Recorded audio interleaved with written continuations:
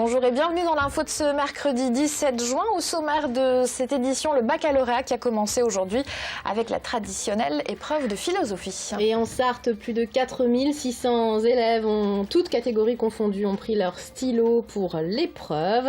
À la clé, le bac peut-être, mais surtout beaucoup d'émotions.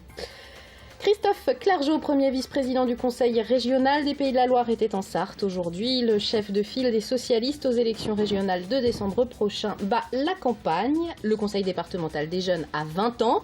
Nous avons rencontré ces citoyens déjà engagés dans la vie politique. L'invité de l'info ce soir, ce sera Ahmed Bellage, président de l'Union des musulmans du Mans, à la veille du Ramadan. Et nous évoquerons avec lui également le projet de création d'une nouvelle mosquée dans le quartier des Sablons.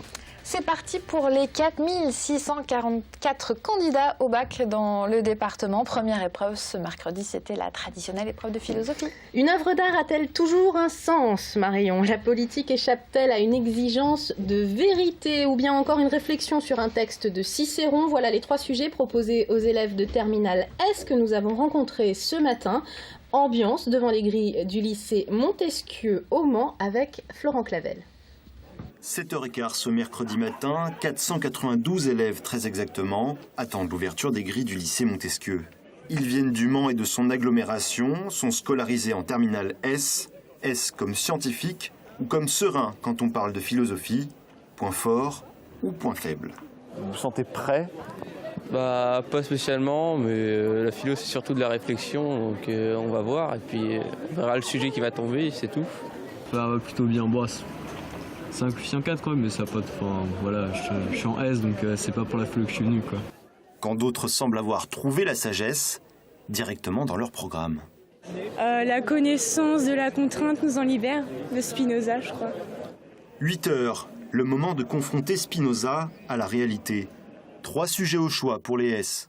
Une œuvre d'art a-t-elle toujours un sens? Ou bien, la politique échappe-t-elle à une exigence de vérité?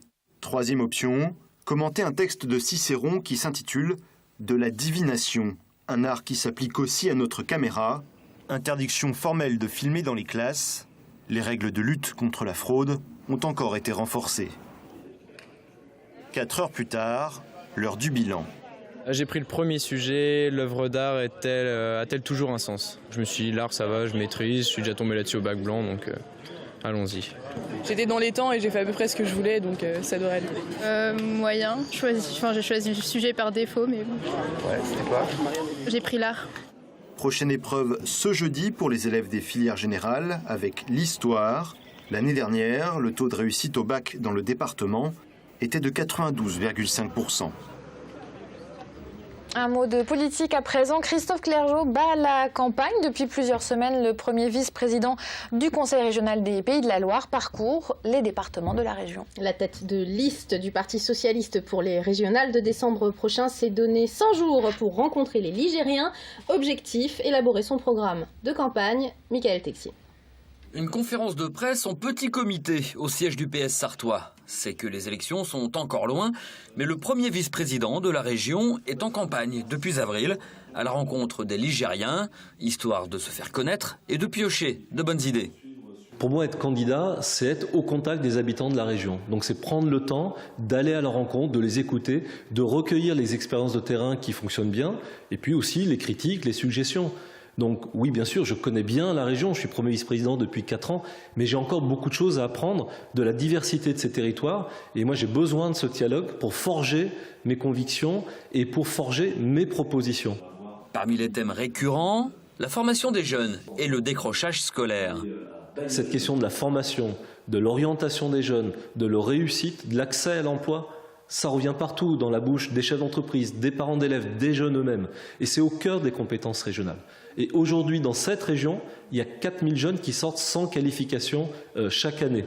Donc la région, elle a des compétences nouvelles sur l'orientation, sur la lutte contre le décrochage scolaire. Pour moi, c'est une priorité absolue. À l'issue de cette pré-campagne de 100 jours, Christophe Clergeau reprendra son bâton de pèlerin lors de réunions publiques dans chaque département. Il sera alors question du programme électoral. En bref, les éleveurs sartois sont en réunion en ce moment même au ministère de l'Agriculture. À la clé de ces négociations auxquelles ils avaient coupé court le mois dernier en claquant la porte, une revalorisation du prix de vente de leurs bêtes. Aujourd'hui, d'après un rapport récent de l'INSEE, les éleveurs de viande bovine ne gagnent en moyenne que 14 500 € à l'année. Depuis dimanche soir, sous la bannière du principal syndicat agricole, la FNSEA, ils bloquent l'entreprise de découpe de viande Socopa à Chéré. L'issue de cette réunion au ministère déterminera la décision de poursuivre ou de mettre fin à ce blocage des livraisons donc de la Socopa. Et puis en bref, la charcuterie Brissé dans le quartier du Pâtis Saint-Lazare au Mans a été victime d'un incendie mardi soir. Le sinistre qui s'est déclaré à l'arrière du commerce serait d'origine criminelle. Un homme est en garde à vue. L'établissement est notamment connu pour avoir gagné de nombreux prix, dont celui des meilleures rillettes de Mamers. On en vient à l'invité de l'info de ce soir et c'est Ahmed Belhadj, président de l'Union des musulmans du Mans, que nous recevons. Bonsoir Ahmed Belhadj. Bonsoir. Alors demain commence le Ramadan pour tous les musulmans de France et d'ailleurs. Je voudrais d'abord qu'on rappelle ce qu'est le Ramadan. Alors, le Ramadan, il faut savoir que c'est le 4e pilier de l'islam, sur les 5 piliers, qui finalement instaure le jeûne pendant le mois de Ramadan, du lever au coucher du soleil. Ce qu'il faut savoir, et là on le dit, enfin on se le rappelle pas souvent, c'est que c'est pas une exclusivité musulmane, le jeûne. Il a été prescrit au peuple précédent, avant l'avènement de l'islam, donc aux chrétiens et aux juifs, entre autres. Donc il y a le carême, qu'on connaît très bien, 40 jours de jeûne pour les chrétiens, et certains jours qui sont jeûnés aussi pour nos cousins juifs. Donc ça c'est pour l'encadrement général, on va dire. De manière plus concrète, alors vous, Barillon le disait, vous êtes président de l'Union des musulmans du Mans, et à ce titre, entre autres, vous œuvrez pour un projet de nouvelle mosquée, plus particulièrement au Sablon. Alors où en est ce projet concrètement dont on entend parler depuis quelque temps, mais qui reste flou? Alors, l'Union des musulmans du Mans porte avec une autre association qui s'appelle Lumière d'Islam un projet donc de construction d'un centre culturel et cultuel. Donc il y a deux aspects et finalement l'aspect culturel représente 70% du projet. Où est-ce qu'on en est aujourd'hui? Donc on est en train de travailler pour finaliser le projet, notamment en termes d'adhésion de la plus grande majorité, aussi bien les citoyens manceaux de confession musulmane que les pouvoirs publics, parce qu'on pense que c'est important d'avoir l'adhésion de tous. Et donc il y a des freins à lever encore. Et quels sont-ils ces freins justement? Le financier n'est pas celui qui est le plus important, contrairement à ce qu'on pourrait croire. Non, c'est finalement le bien fondé de ce projet. Donc nous on pense, et à juste titre, et l'actualité nous donne raison, qu'on a besoin en fait d'avoir un lieu d'échange, de partage, de confrontation des idées et de dialogue finalement. Parce que c'est quand on ne dialogue pas, on ne peut pas se comprendre, et quand on ne se comprend pas, on s'évite. Donc vous le disiez, pas seulement un lieu cultuel, mais bien un lieu aussi culturel. Et clairement, la connotation va être donnée. Je vous dis, 70% du projet ou 80% représente la partie culturelle. Donc qu'est-ce que ça veut dire culturel? C'est des expositions, à l'instar de ce qui se fait à l'Institut du monde arabe par exemple, et on a discuté avec l'Institut du monde arabe, toutes les expositions qui passent à l'Institut du monde arabe, on pourrait les récupérer ici, au Mans. Ça va être des plateformes d'échange, de dialogue interreligieux, même si ça existe déjà, le dialogue interreligieux. Puis bon, les interlocuteurs. Avoir un interlocuteur privilégié, aujourd'hui, c'est pas simple. Et en parle, et vous avez insisté là-dessus chez mes confrères, enfin chez nos confrères notamment de Ouest France et du Maine Libre, un imam francophone est formé par une école reconnue. Ça veut dire quoi concrètement pour les non-initiés? Alors les non-initiés, ce qu'il faut savoir aujourd'hui, les citoyens français confession musulmane, ils sont à majorité pas arabophones. Donc aujourd'hui, si un imam ne va parler qu'arabe dans ses prêches, les musulmans qui viennent pour profiter en fait du prêche et des rappels, parce que c'est des piqûres de rappel, ils vont pas comprendre. Ils vont pas comprendre. Ils vont sortir de là, on a avec un sentiment de devoir perdu leur temps. Et puis ce qui est important, c'est que l'imam, mais ça c'est d'actualité, que l'imam soit, quand on dit francophone, mais qu'il ait vécu en France en fait, avec qu'il ait vécu toutes les problématiques socio-économiques de la France et en fait qu'il partage en fait les mêmes problèmes que ses concitoyens et donc qu'il puisse apporter des réponses.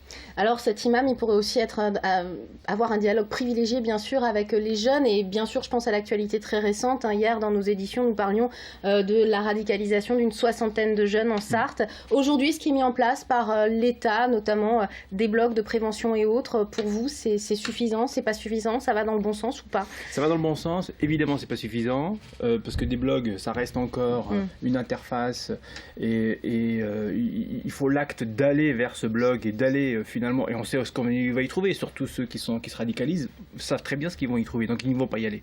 Ils vont aller au contraire sur d'autres blogs, sur d'autres sites qui leur parlent. Qu'est-ce qu'il faudrait faire pour vous en quelque Non, c'est plus de dialogue finalement. Donc avoir un imam qui comprend ces jeunes, qui leur explique ce que c'est que l'islam, parce qu'en fait c'est une incompréhension et une interprétation en fait des écrits, voilà, qui va dans le sens de la société, et puis finalement quel problème ils rencontrent aujourd'hui en France, problème d'intégration. Quand je parle d'intégration, c'est plutôt économique, problème de société en général, et avoir quelqu'un qui les comprend et qui apporte des réponses je dirais pacifistes, parce que les réponses qu'ils trouvent sur les sites internet, les sites internet sont fabriqués par d'autres qui ne sont pas en France et qui ne sont pas là et qui ont d'autres objectifs. Et tout ça, ça va aussi, et ça c'est pour ramener dans l'actualité nationale, malheureusement on n'a plus le temps d'en parler, mais vous reviendrez pour en parler. Ça va dans le sens de l'inauguration hier par Bernard Cazeneuve, le ministre de l'Intérieur, d'une instance de dialogue avec les Français de confession musulmane qui était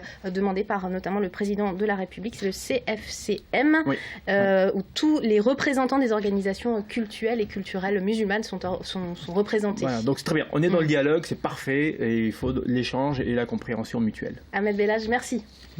On en vient à un anniversaire à présent, puisque le Conseil départemental des jeunes fête ses 20 ans.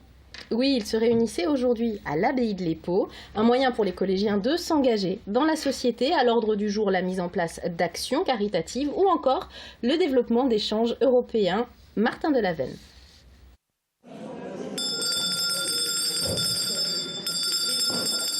Ouverture de la séance pour le Conseil départemental des jeunes, devant des bancs clairsemés. Seuls les plus engagés, comme Jamy, sont présents. La première fois que je suis rentrée ici, ça m'a fait plaisir. Voilà, j'ai été au conseil départemental junior. Et maintenant, je vais aux réunions et j'essaye de participer au maximum de tâches. Me développer dans le conseil départemental sans plus. Jamy, comme ses collègues Maria ou Apolline, souhaite œuvrer pour améliorer le monde qui les entoure.